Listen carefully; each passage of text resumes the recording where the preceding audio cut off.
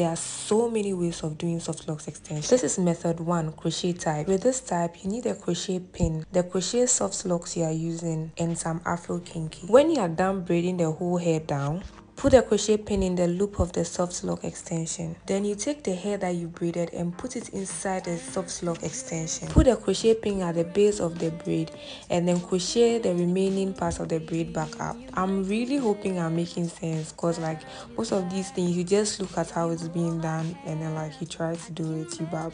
Once you've secured that, you're going to take a little bit of your Afro kinky and you start wrapping from the base of the hair. When wrapping, make sure you tighten the base of the hair very well so it secures it and doesn't fall out. Wrap the remaining Afro kinky till there's no hair left, right? When you are done wrapping with the Afro kinky, just wrap the lock in your palms for like some schwazon, you understand?